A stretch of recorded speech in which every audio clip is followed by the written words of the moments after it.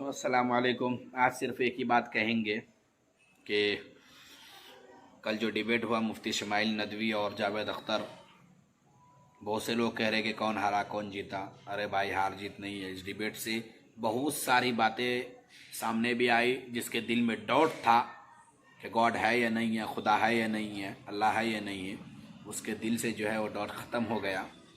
और जब डिबेट आप पूरा देखेंगे तो एक टाइम ऐसा आया कि मुफ्ती शमाइल साहब ने जब एक वर्ड ऐसा यूज़ किया कि जावेद अख्तर साहब भी ये मानने के लिए मजबूर हो गया कि नहीं, खुदा तो है लेकिन मैं मानता नहीं हूँ। तो माने या ना माने उससे वो फ़र्क नहीं पड़ता, लेकिन उसने भी ये चीज़ कबूल किया कि हाँ है।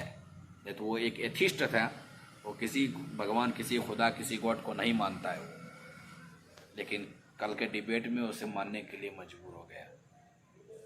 तो इससे तो एक चीज़ याद आती है, वकुल जाल हक़ व ज़ाक़ल बातिल इन्नल बातिल कान ज़हूक़ा।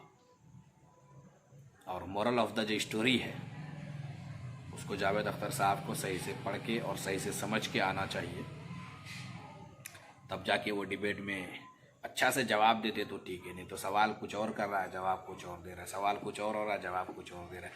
वो घुरा फिरा के एक ही इमोशनली पे खाली आ रहा है, वही गाज़ा, खाली गाज़ा, गाज़ा के अलावा और कोई चीज़ उसको समझ में नहीं आया।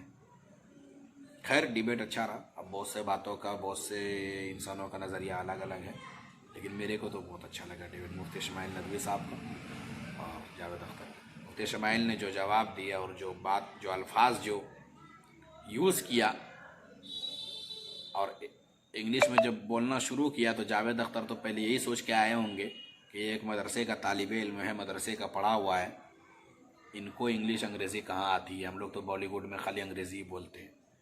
लेकिन जब वर्ड यूज़ किया और जब बोलना शुरू किया तो लास्ट में जावेद अख्तर भी आ गए कि आपका भाषा मुझे समझ में नहीं आ रहा, मुझे उर्दू में समझाइए, आसान भाषा में समझाइए। ये कहने के लिए मजबूर हो गया। तो जावेद अख्तर साहब की एक बात मुझे याद आती है कि 50 साल पहले उन्होंने एक डायलॉग लिखा था कि कितने आदमी थे, लेकिन आज मैं कहता हूँ कि एक ही थे। बस, मिलते हैं किसी अगले वीडियो में।